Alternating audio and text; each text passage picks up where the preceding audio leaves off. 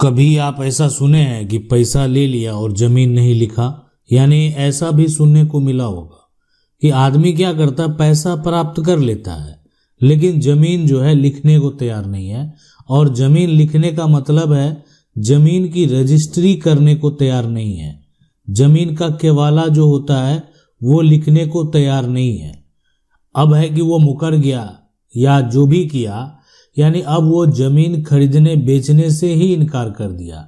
पैसा प्राप्त कर लिया, उसको लग रहा है कि मेरे से पैसा जो है वसूल नहीं सकता है, इसलिए वो इनकार कर दिया, बोला नहीं हम नहीं जानते हैं। लेकिन क्या किया, वो सौदा कर लिया था, पैसा ले लिया था, जमीन का पूरा पैसा ले लिया। अब ये कह रहे हैं लिख दो, बोले हाँ ठीक है कल लिख देंगे, बात तय हो गया कि लिख देंगे। लेकिन देखें सबसे बड़ा यहाँ पर ये है ना, कोई भी जमीन, आप यही खेती वाली जमीन खरीद रहे हैं या मकान बनाने के लिए जमीन खरीद रहे हैं, जमीन आप अगर खरीदने जाते हैं जमीन को सबसे पहले देखते हैं। और रही बात कागजात की जांच का, तो उसके लिए भी हम बताए हुए हैं आपको कि उसके जमीन का कागजात की जांच कैसे करेंगे। कागजात की जांच करने के बाद पता चला नहीं ये ओके है, कोई दिक्कत नहीं है, लेकिन जो विक्रेता है वो मुकर जाएगा तो दिक्कत है। बेचने वाला ही मुकर गया, बेचने वाला यानी उसका कागजात सही था लेकिन बेचने वाला ही क्या निकल गया, यहाँ पर धोखेबाज निकल गया, पैसा ले लिया है और जमीन की रजिस्ट्री करने को तैयार नहीं है। अब ये समस्या का हल कौन करेगा?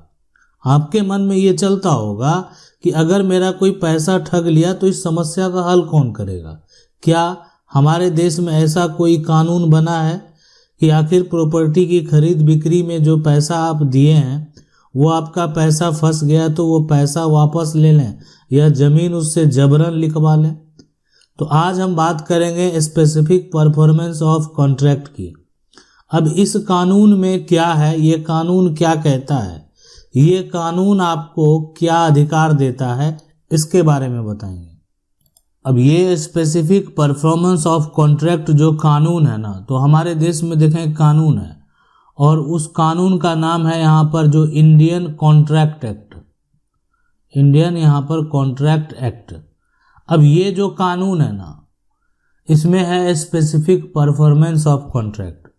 अब कोई भी व्यक्ति से आप सौदा कर लिए, मान लेते हैं कि अब है कि कोई भी किसी भी प्रकार का सौदा आपने कर लिया, अब वो जो वादा आपका हुआ था ना, वो वादा से अब मुकर रहा है, यानी अब जो वादा वो पहले तय हुआ था उस वादा पर वो कायम नहीं है। तो आप जमीन खरीदने के लिए आप क्या किए, पैसा दे दिए। तो देखें पैसा कोई भी व्यक्ति अगर देता है, पैसा कहाँ से लाता है? पैसा तो या तो वो क्या करेगा, बैंक से निकाल कर देगा, बैंक से निकाल कर दिया, कैश रुपया दिया, वो तो निकाल करके दिया तो कैश जो वो निकाला वो ट्रांजैक्शन उसके पास है, और वो जो अमाउंट निकला वो पैसा किसके पास गया ये साक्ष्य मौजूद नहीं है। इसलिए साक्ष्य नहीं मौजूद है कि इस साक्ष्य को साबित करने के लिए गवाह की जरूरत होगी। आपने कैश अमाउंट दे दिया, सामने वाले ने अलग अलग जगह पर वो पैसे खर्च किए तो, और बैंक में वो जमा तो करवाए नहीं, इसलिए कोई साक्ष्य नहीं मिला, तो इसमें गवाह की जरूरत होती है। अब लेकिन अगर आपने बैंक में से जो है ना पैसा निकाला नहीं, बैंक से पैसा डायरेक्ट ट्रांसफर कर दिया, इस सिचुएशन में क्या होता है कि आपने पैसा तो डायरेक्ट खाते में भेज दिए हैं, तो साक्ष्य में गवाह की जरूरत नहीं होती है। ये जो ट्रांजैक्शन हुआ ये खुद एक गवाह है। अब यहाँ पर जो है ये जो कानून है ना, ये कानून क्या कहता है पता है? कि अगर आप मुकरेंगे ना तो ये कानून कहता है जो वादा किए हैं, यहाँ पर जो वादा किए हैं वही पूरा करो, ये कानून यही कहता है। लेकिन आखिर कैसे, ये कैसे पूरा होगा? एग्जाम्पल में ये कह सकते हैं, इनका नाम जो है, इनका नाम है प्रमोद राय। प्रमोद राय जो है यहाँ पर जमीन को बेचने का बात किए और यहाँ पर ये खरीदने वाले हैं, इनका नाम है विजय कुमार, और विजय कुमार जमीन खरीदने के लिए सोचे तो प्रमोद राय ने इसके एवज में 10 लाख रुपया लिया। 10 लाख यहाँ पर जो रुपया है ना, रुपया लिया जमीन के लिए। 10 लाख लेने के बाद उसने एग्रीमेंट भी किया। एग्रीमेंट भी हुआ इस बात का। और एग्रीमेंट पेपर जो तैयार होता है ना, उसमें सारा बात लिखा हुआ होता है। अब यहाँ पर विजय क्या किया, यहाँ पर विजय जो है, विजय ने पूरा पैसा, यहाँ पर पूरा पैसा देने को तैयार है, और जो यहाँ पर जो कॉन्ट्रैक्ट हुआ उसमें 10 लाख रुपया और विजय दे भी दिया। अब यहाँ पर जो प्रमोद राय हैं, प्रमोद राय वो जमीन बेचने से मुकर गया। ऐसे में ये कानून लागू होता है स्पेसिफिक परफॉर्मेंस ऑफ कॉन्ट्रैक्ट का, और ये कानून जो है ना प्रमोद राय को जमीन बेचने के लिए मजबूर कर देगा। मतलब यही होगा कि ये कानून दबाव डालता है कि आपको देना पड़ेगा, एग्रीमेंट किए, पैसा प्राप्त किए, अब क्यों मुकर रहे हैं। इसका मतलब कि ऐसे में तो इस एग्रीमेंट का कोई मतलब नहीं। एग्रीमेंट का तो मतलब यही है कि एग्रीमेंट हुआ और सामने वाला अगर उस कंडीशन को, जो भी एग्रीमेंट में मेंशन है, वो सारा फुलफिल किया तो उस एग्रीमेंट का आपको पालन करना होगा। हाँ, लेकिन ये तभी कोर्ट का आदेश होगा जब एक तरह से दस्तावेज जो है वो वैध होगा और ये कॉन्ट्रैक्ट जो आपने साइन किया वो कानूनी कॉन्ट्रैक्ट है। आप कोई मौखिक तरीके से जो है ये काम नहीं करेंगे कि स्टाम्प लाए और सारा कुछ लिखे और कहीं से उसको जो है रजिस्टर्ड नहीं करवाए। तो इसलिए ये आप समझ लें कि जो कॉन्ट्रैक्ट आप करेंगे वो लीगल तरीके से करेंगे। अब अगर यहाँ पर देखें, इसमें सबसे महत्वपूर्ण जो नियम है ये जानना सबके लिए जरूरी है कि आज ये ज़मीन की खरीद बिक्री की बात हो रही है, एग्रीमेंट हो गया, पैसा पूरा दे दिया गया, लेकिन जो व्यक्ति विजय कुमार हैं ये कब तक इंतजार करेंगे। ये कह रहे थे हाँ लिख देंगे कल ये गायब हैं, और उसके बाद ये कह रहे हैं कि ठीक है हम जो है ज़मीन दे देंगे, आप 10 दिन रुकिए, अभी थोड़ा बीमार है, कुछ भी। लेकिन ये जो है ना इसके लिए समय सीमा है। विजय कुमार को 3 साल के अंदर जो है ना यहाँ पर कोर्ट जाना है, 3 साल के अंदर।